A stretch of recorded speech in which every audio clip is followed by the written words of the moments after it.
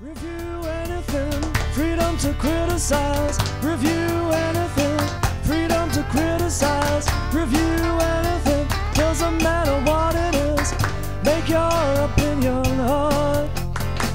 Even if you sound absurd, keep away from the octopus tentacles.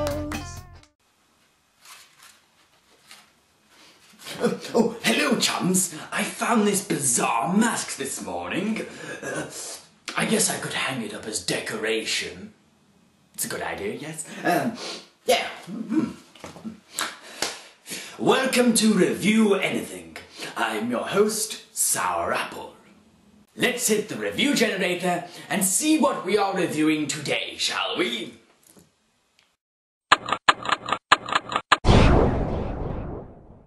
Ah, Jim Carrey's early films. Now that's going back a bit, isn't it? Way back. For those of you who don't know, Jim Carrey is a Canadian actor, comedian, singer, and impressionist. Best known for his goofy, over-the-top performances. Sometimes his cartoon methods of acting work in films like Ace Ventura and The Mask, or they can feel out of place considering the character he's playing. He took the behaviour and lunacy of Tex Avery or Chuck Jones animated characters and brought them into a live-action context. At the same time, Carrey has impressed audiences with his dramatic acting too. Movies like The Truman Show, Man on the Moon, and Eternal Sunshine of the Spotless Mind. So, what are Jim Carrey's early films, you must be asking? Well, before he got his big break with the sketch show In Living Colour, or before the success of Ace Ventura, Pet Detective, Carrey not only had been granted bit parts in films and his own TV show called The Duck Factory, but had also been cast in lead roles in a few little movies.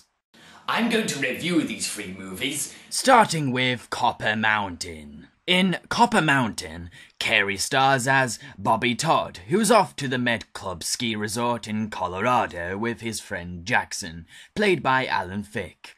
Jackson wants to get on the slopes, and Bobby wants to score with the resort's women, but he frightens them off with his awkward impressions. The film often cuts between Bobby's womanizing, Jackson skiing, and a music concert. Yes, you heard me right. A music concert. And I don't mean brief shots, I mean the film actually forgets its own story in favour of showing whole performances by country singers. So what's my verdict on Copper Mountain? This is perhaps one of the worst films I have ever seen. It has no idea what it even is. The narrative is a scattered mess that is constantly interrupted by stage performances. The characters are boring half-wits. Bobby is a clueless jackass with no personality, and Jackson is a cocky sod who thinks too much of himself despite a lack of any charisma. The editing is awful, the direction is drunk, and Carrey is at his most annoying as the film just exploits his impressions as many times as it can. Now, the country singers that interrupt the film aren't that bad. Heck, they're quite impressive. Talents like Rita Coolidge and Rompin' Ronnie Hawkins. However, these music acts have fuck all to do with the characters' antics. And they stick out like a sore thumb. It begs the question, why didn't the filmmakers just make a concert movie? Imagine if in Ace Ventura, after Ace went to see Cannibal Corpse live, the movie would suddenly keep cutting back to the band's concerts. It would make 0 sense. It also feels like the movie is one big advert for the ski resort.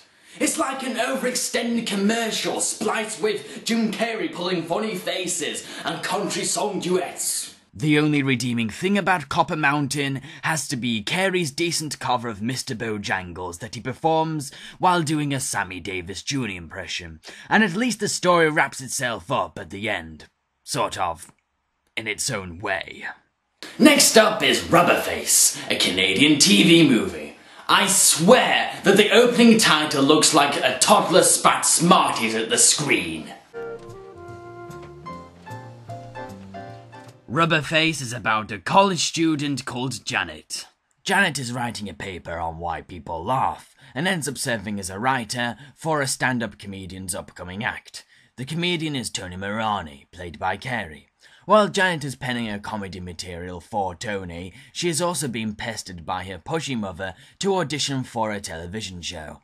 By the end of the movie, Tony develops laryngitis and can't go up on stage, resulting in Janet having to take his place. So, here's my verdict on Rubberface. Rubberface is very boring in my opinion. The acting is terrible with the exception of Carrey, but his character is quite bland. In fact, all the characters are never defined, yet there are scenes that come inches away from chances to give a backstory or personality to the characters. The music sounds like it was sampled from the music you hear on withheld phone lines. The dialogue is awkward, scenes fly by too fast, and the stand-up comedy sequences aren't as funny as the crowd makes them out to be. Janet does get to deliver some quite good jokes during her stand-up, but the delivery by actress Ada Glasborg is so dire that they lose their potential impact. There are a couple of redeeming things about the film, though. Janet overcomes her self-consciousness thanks to embracing stand-up, and this boosts her confidence. This could be considered character development, but nothing is made from it because the film ends by this point. In addition, there's a very poignant scene where Carrey's character starts talking to an invisible audience. You better practice laughing for Saturday night. Okay? Laugh! Come on, laugh! I don't hear anything. Joey, I'm not laughing. This scene reflects Tony's inner nerves concerning his upcoming gig. I also actually liked a scene where Janet and Tony try on hats at a market. They become characters that reflect the style of the hat that they are wearing. Rubberface is a dull as dishwater television special that's quite forgettable, with some cardboard characters. However, I must compliment the film for having a pair of opposite gender leads that don't develop a romantic subplot. It's very rare for a movie to focus on the friendship between a man and a woman, so I applaud it for that. Next I'm going to talk about Once Bitten. Once Bitten is a horror comedy about a vampire countess that needs virginal blood to stay young. She finds a sexually frustrated virgin called Mark, played by Carrey, seduces him, and the result is Mark's gradual change into a vampire, as it affects his relationship with his girlfriend Robin. After much blood pinching from Mark's inner thigh, the countess decides to keep Mark to herself, so it's up to Robin and Mark's friends to save him. The film ends with Robin taking Mark's virginity in order to defeat the Countess. Once Bitten may be much better than Rubberface or Copper Mountain, but that isn't much of a compliment. So, here's my verdict. Once Bitten is a campy, dated vampire flick that doesn't really add anything new to its horror subgenre. What's worse is that its main character, Mark, is a giant wanker with zero defined personality and no backstory. He's just this sex-obsessed college student who cheats on his girlfriend to satisfy his needs, which results in him turning into a vampire. I use the term vampire loosely because the movie's take on a vampire is a bit bland. It's not silly like a sparkly Twilight bloodsucker, but it's a very boring take. Jim Carrey just gets pale, starts dressing black, dons sunglasses and gels his hair. It's more like he's turning into Danny Zuko from Grease than a bloody vampire. People's reactions to his changes are just plain stupid. They make such a big deal about his hair being gelled, and are horrified when he starts wearing black. The characters would be terrified if they walked into Hot Topic. Another problem I had with Once Bitten was that the soundtrack consists of cheesy 80s songs that play during scenes with dialogue. Am I supposed to be paying attention to the lyrics or the dialogue? Most of the song's lyrics seem irrelevant to what's even happening. Mark's friends are a waste of space, a pair of sex-obsessed pigs with the charisma of a used condom. There's even a whole scene dedicated to them, where they both hit on women in a laundromat. They just behave vulgar and hold up the story. That's the biggest problem of this film. It is quite a sleazy take on the vampire genre, and seems to almost cross into softcore porno parody territory. Half the time, the Countess seems more interested in Mark sexually than as a vampire's victim. She's more slutty than scary. The Countess isn't just a whore, but she's fucking useless. She has no vampire powers, so she resorts to pushing strangers over. It's really silly. Like I said before though, Once Bitten is much better than Copper Mountain or Rubberface. So I'll tell you the things I do like about Once Bitten. There are some pretty funny scenes in the film, in particular when the Countess snaps at a vampire for breaking the door. Wait a minute! I have to replace every door you people smash. Can't you at least try the knob first? Jocks.